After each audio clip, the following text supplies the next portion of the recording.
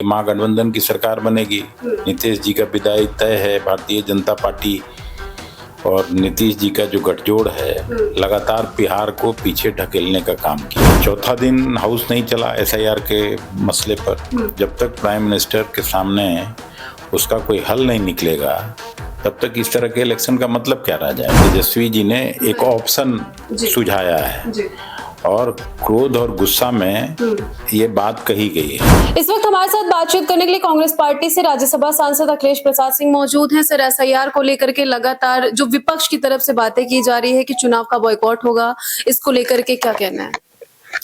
नहीं, जिस तरह से इलेक्शन कमीशन कर रहा है, एक अभी मैं देख रहा था न्यूज में कि 52 लाख लोगों को वोटिंग राइट से अलग करना जी।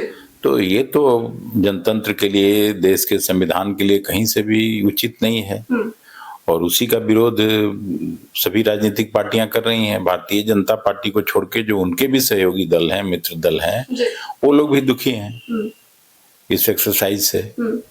तो आज चौथा दिन हाउस नहीं चला एसआईआर के मसले पर। जब तक प्राइम मिनिस्टर के सामने उसका कोई हल नहीं निकलेगा तब तक इस तरह के इलेक्शन का मतलब क्या रह जाएगा। और एक साल पहले 543 में से 40 सांसद बिहार से चुन के आए थे, तो इसका मतलब वो गड़बड़ था वोटर लिस्ट, तो फिर उन लोग कैंसिल होना चाहिए। तो जैसे ही 40 सांसद कम होंगे तो मोदी जी फिर अल्पमत में चले आएंगे। बीजेपी तो कह रही है कि आप लोग बहाना बना के जो है कि भागने की तैयारी में है, अभी तक आप लोग मैदान में आए भी नहीं, लेकिन कई ऐसे बयान बीजेपी के नेता और सांसद की तरफ से आ रहा है। बयान देने के लिए तो सब लोग स्वतंत्र है।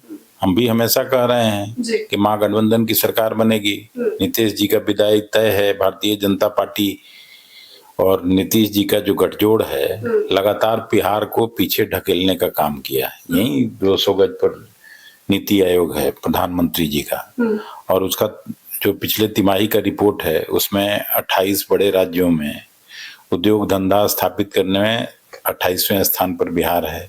स्वास्थ्य सेवा में 28 बड़े राज्यों में 28वें स्थान पर है। नहीं, सवाल ये सर कि क्या सच में अगर चुनाव आयोग कोई फैसला नहीं सुनाता, कोई बदलाव नहीं करता एसआईआर में, तो क्या सच में विपक्ष के सभी दल इस चीज में आगे जाएंगे, चुनाव का बाइकआउट करेंगे, बहिष्कार करेंगे? नहीं, ये कोई फैसला नहीं हुआ है। ये ठीक है, तेजस्वी जी ने एक ऑप्शन सुझाया है और क्रोध और गुस्सा में ये बात कही गई है। उस पर कोई फैसला थोड़ी हो गया है।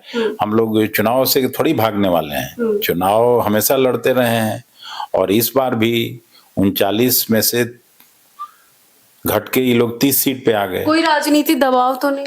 नहीं, कोई दबाव कौन करेगा। हम लोग दबाव सहने वाले हैं। जब ब्रिटिश हुकूमत का दबाव नहीं सहा कांग्रेस पार्टी, तो किसी दबाव में थोड़े ही आने वाले हैं। एक आखिरी सवाल, राहुल गांधी कह रहे लोकतंत्र और संविधान को बर्बाद करने वाले की कोशिश जो कर रहे हैं उनको बख्शा नहीं जाएगा। वो किसको बार बार ये चीज कह रहे हैं? चुनाव आयोग को लेकर? चुनाव आयोग और बीजेपी के गठजोड़ को कह रहे हैं, और किसको कहेंगे। और मालिक तो जनता है। जमहूरियत में, जनतंत्र में जनता दंडित करेगी, यही कह रहे हैं वो भी। सदन में एक पोस्टर था जिसको लेकर के कांग्रेस की तरफ से सर वहां पे जो है कि बात अपनी रखी जा रही, तो उसमें लोकतंत्र एक वर्ड था, वो गलत मिस टाइप हुआ होगा। विपक्ष को लेकर के लगातार बीजेपी के लोग कह रहे हैं कि जिन लोग को लोकतंत्र लिखने नहीं आ रहा है वो लोग लोकतंत्र बचाने की बात कर रहे हैं। मतलब लोकतंत्र गलत लिखा हुआ हो सकता है, इसका मतलब लोकतंत्र लिखने नहीं आ रहा है।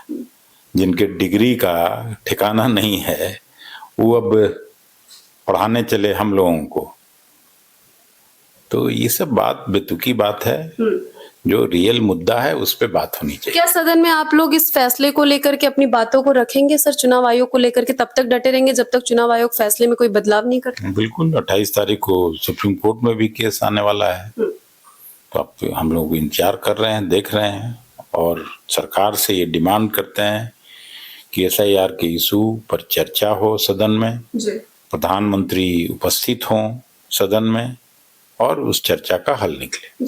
बहुत बहुत धन्यवाद हमसे बात करने के लिए। तो आपने देखा कि साफ तौर पे इन्होंने सभी सवालों का जवाब दिया है। फिलहाल इनकी बातों को लेकर आपकी क्या राय है, कमेंट में जाकर के जरूर बताइएगा। मैं ज्योति सहयोगी कृपा के साथ, दिल्ली।